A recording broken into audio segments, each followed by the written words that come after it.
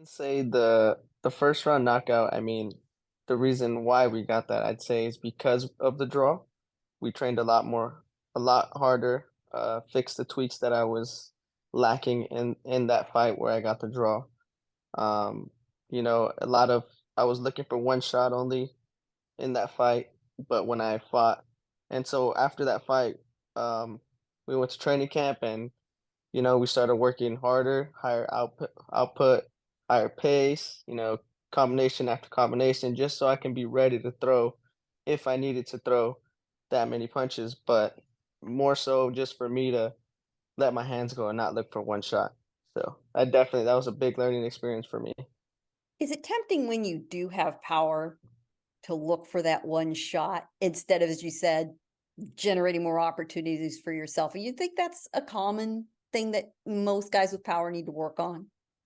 I would say most young guys that have power, yes. I mean, I got carried away. Definitely. I knew I could hurt the kid, and sometimes that I hit him, I would see him wobble or get stunned for a bit, and then there I go again, looking for one shot. Rather than if I would have hurt him and then followed up with a combination, that might have changed the fight completely. So, I have a lot of work to do. I believe in my abilities. I still think I'll be one of the greatest in the world at the end of my career, but I'd rate myself if I had a grade. Probably a C, C minus. I still got a lot of learning to do, a lot of tweaks that I know that I'm capable of doing in the ring. I just have to do them. So just ingraining that in myself and in my boxing abilities and continue from there. I can imagine that discussion after the draw back in the gym was interesting, wasn't it? Was it rough for you? Yeah. Uh, Did you take just some? a little bit. Yeah, I bet you. Yeah. But I'm very hard on myself. So I got back to as soon as the fight ended, I went to my room, I got changed, and I was just frustrated. I knew I could have done a lot better. And as soon as the fight ended, I was apologizing to my coach, like, I'm sorry. And he's like, why are you sorry for? He's like, I think you did good. We have things to work on. But yeah, I'm very, I take it out of myself a lot. well, and then you end up, after all that, with a really impressive right hand knockout. I mean, you weren't even in the ring 90 seconds. Did it feel like the fight hadn't even started? Yeah, well, I was first when he came in, I was filling them out using my jab, trying to see, okay, what openings am I gonna find? And that right hand was all of off of a reaction. It was not like set up, not planned. I just reacted and it landed clean. And then I don't know if you noticed in the video, I paused for a second and I seen him kind of stumble, so I threw another combination, and that's what changed that when he got rocked. Yeah, it did look like you were a little surprised to connect quite that hard and kind of stood there and Yes. like, he's stumbling, he's off his feet. I need to go close the show. Yeah. But the referee didn't give him a lot of rope either. No, definitely. Every shot that I was hitting him with, you can tell that he was a little, his eyes weren't there. He was just holding on. He was fighting back, but he wasn't really there.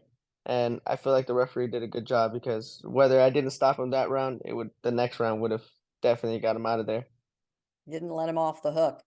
And those Yeah. those are great. I mean, that's gotta be fun. But the truth is, you probably learned more in the draw, didn't you? You don't really want knockout after knockout in the first or second round at this point, do you? I mean, No, sure you'd definitely. love it, but it isn't career progression, is it? No, it isn't. Yeah, you definitely want to get the most rounds you can, and if the knockout comes, it comes, but definitely not look for it. The more rounds I can get, the better. I get the experience. I get to see how it feels to go 6 rounds, 4 rounds. And just push that conditioning and see if I do go 4 rounds, how is my conditioning after that, and what do we have to fix from there? You you're starting to build that fan base and you still have the learning experiences you've got in the gym. But you've got to pay attention to both, communicating with your fans, like you're taking time now, part of your work day, um, communicating that with them social media wise and so forth. How big a part of the job is that for fighters like you? We look around and see fighters getting huge opportunities, based in part because they have built that audience outside the ring. So how much attention do you have Mhm. to pay to that?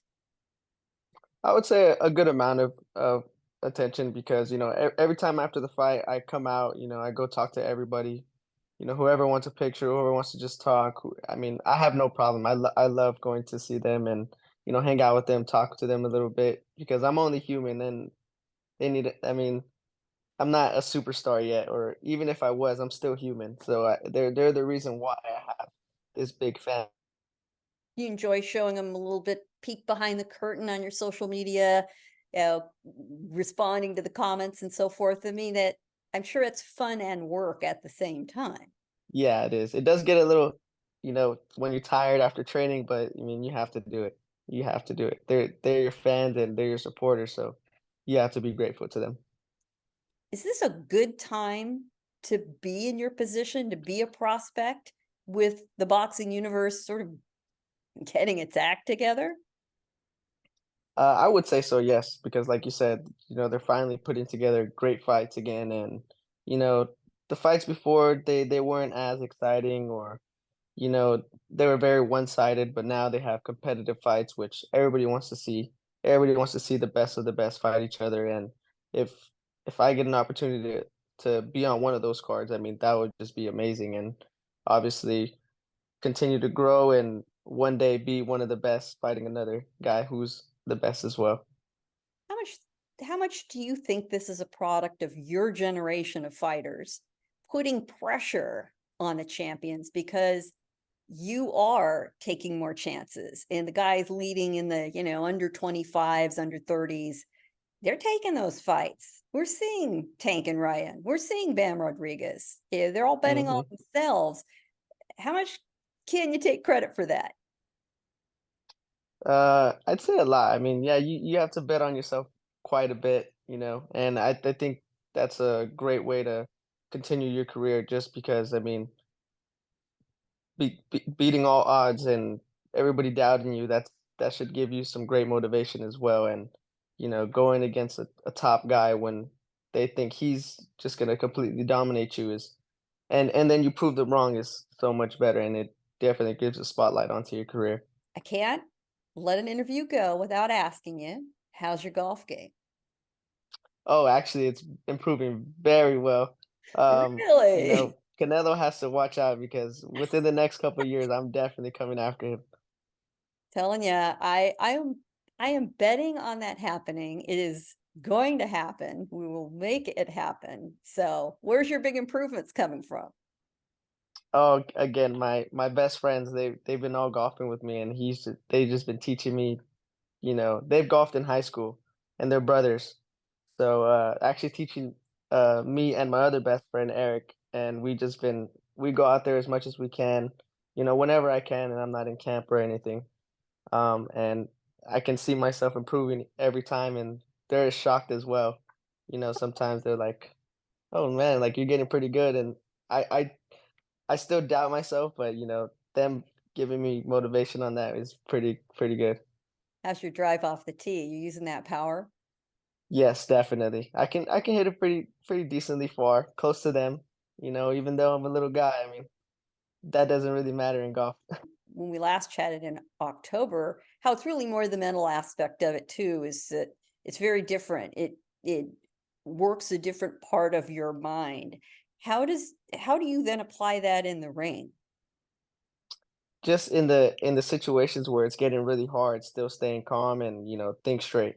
Don't get frustrated and like for say take a bad shot just because you're trying to just get it out there, or try to swing harder just because you want to get it out there. Same thing in boxing. If it's getting hard, the guy's pressuring you, you gotta stay calm and don't try to knock him out if you can't already. Just work to the game plan, get the distance right, and pick your shots nicely.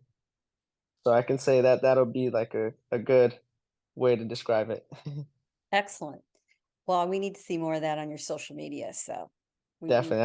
I'm gonna have to start posting a little bit more you of golf. do. You do. We need to see that, different aspects of your game. Yes.